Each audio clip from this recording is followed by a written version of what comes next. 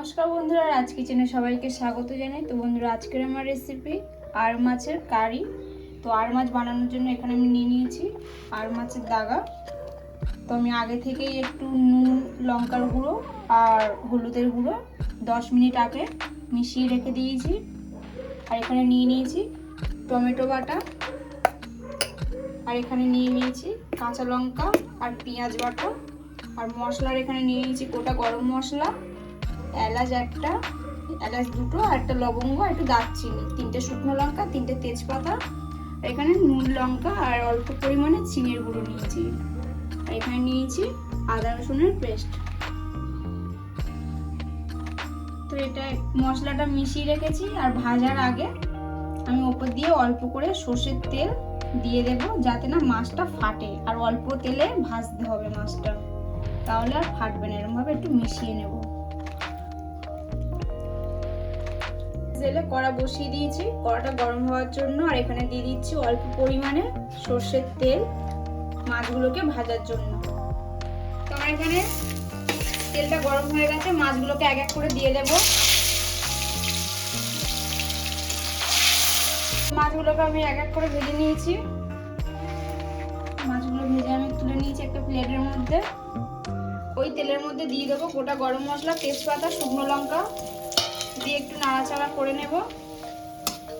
নিয়ে দিয়ে দেবো পেঁয়াজটা যে বেটে রেখেছিলাম, পেঁয়াজ বাটাটা দিয়ে দেবো। তো পেঁয়াজ বাটাটা দিয়ে দিয়েছি, দিয়ে এটাকে ভালোভাবে একটু কষাতে হবে। তারপরে এক এক করে উপকরণগুলো দেবো এর মধ্যে। এবার দিয়ে দেবো টমেটো বাটাটা। এবার দিয়ে দিয়েছি টমেটো বাটাটা, দিয়ে এবার এটাকে ভালোভাবে একটু কষিয়ে নেব।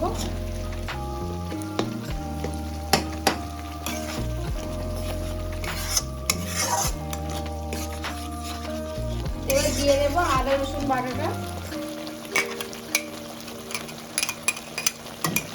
দিয়ে আবারও একটু ভালোভাবে নাড়িয়ে নেব।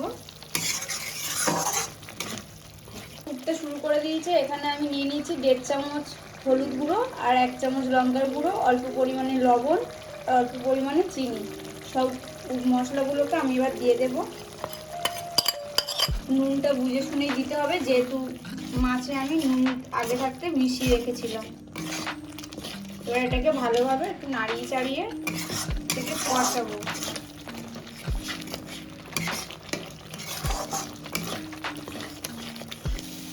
তোমার এখানে কষানো হয়ে এসছে। তো দেখো সব রস টেনে নিয়েছে, কষাচ্ছে, মানে মশলাটাও ছাড়ছে, ভালো তেল ছাড়া শুরু করে দিয়েছে। এবার জল দিয়ে দেবো অল্প পরিমাণে। তো জলটা আমি দিয়ে দিচ্ছি।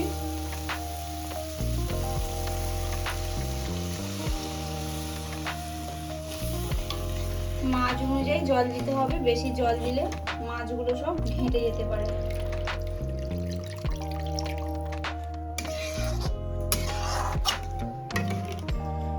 এবার মাছগুলোকে আমি উপর থেকে সাজিয়ে দেব।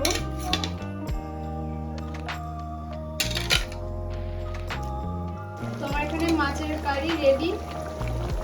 আর মাছের কারি রেসিপি আমার এখানে রেডি হয়ে গেছে। তো দেখো কত সুন্দর একটা ভালো স্মেল বেরিয়েছে। তো গ্যাসটাকে এবার অফ করে দেবো, নামিয়ে নেব। এখানে আমার আর মাছের রেসিপি রেডি। আর মাছের কারির রেসিপি আমার রেডি হয়ে গেছে। তো ভিডিওটা যদি ভালো লেগে থাকে, লাইক অ্যান্ড সাবস্ক্রাইব করে অবশ্যই কমেন্টে জানিও।